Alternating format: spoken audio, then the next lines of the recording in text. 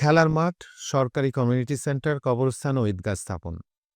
ঢাকা-৪ শ্যামপুর কদমতলী নির্বাচনী এলাকার আওতাধীন বিভিন্ন ওয়ার্ডের সরকারি খাস জমি চিহ্নিত করে ঢাকা দক্ষিণ সিটি কর্পোরেশনের সহযোগিতায় খেলার মাঠ স্থাপন করা হবে এবং এলাকার স্বল্প ও মধ্যম আয়ের জনগণের সুবিধার্থে প্রতিটি ওয়ার্ডে ঢাকা দক্ষিণ সিটি কর্পোরেশনের উদ্যোগে সরকারি কমিউনিটি সেন্টার, কবরস্থান ও ঈদগাহ মাঠ স্থাপন করার উদ্যোগ গ্রহণ করা হবে।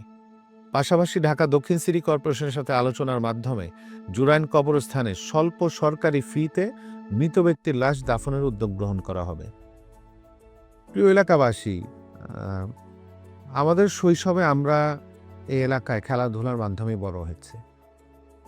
আমাদের সন্তানদের জন্য আজকে খেলার মাঠের অভাব দেখা দিচ্ছে এবং পাশাপাশি আজকে আমাদের স্বজনদের দাফন করার জন্য কবরস্থানের জায়গাও কিন্তু সংকট দেখা দিয়েছে।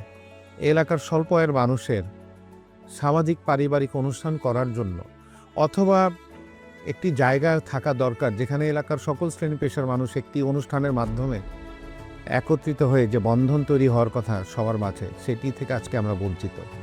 আমাদের এলাকায় কোনো কমিউনিটি সেন্টার নাই। ইতিমধ্যে আমরা জানি আমাদের এলাকায় অনেক সরকারি খাস জমি আছে এবং সেগুলি দখল হয়ে আছে। আমরা উদ্যোগ গ্রহণ করব এই জমিগুলোকে উদ্ধার করার জন্য। আমরা উদ্ধার করার মাধ্যমে জমির পরিমাণ অনুযায়ী আমরা কমিউনিটি সেন্টার নির্মাণ করার উদ্যোগ গ্রহণ করব, যেখানে এলাকার সামাজিক পারিবারিক অনুষ্ঠান করতে পারবে মানুষ এবং সেই অনুষ্ঠানের মাধ্যমে সবাই একত্রিত হয়ে আমাদের যে পুরনো বন্ধন ছিল একে অপরের সাথে, সেই বন্ধনটি যাতে আবার তৈরি করা যায় সেই উদ্যোগ গ্রহণ করা। আজকে আমাদের এলাকায় খেলার মাঠ না থাকার কারণে আমাদের সন্তানরা মাদকাসক্ত হয়ে যাচ্ছে অথবা কিশোর গ্যাংয়ের সদস্য হয়ে যাচ্ছে।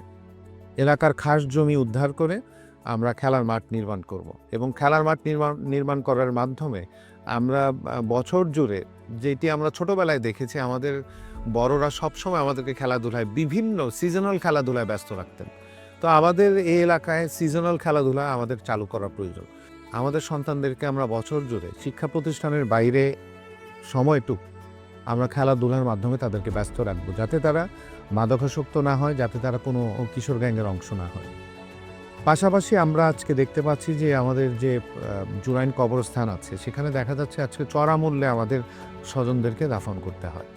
ফ্যাসিস্ট সরকারের আমল থেকে আমরা দেখতে পাচ্ছি জুরাইন কবরস্থানে আমাদের স্বজনদেরকে দাফন করতে হলে চড়া মূল্যের ফি জমা দিতে হয়, যেটি আগে কখনো ছিল না।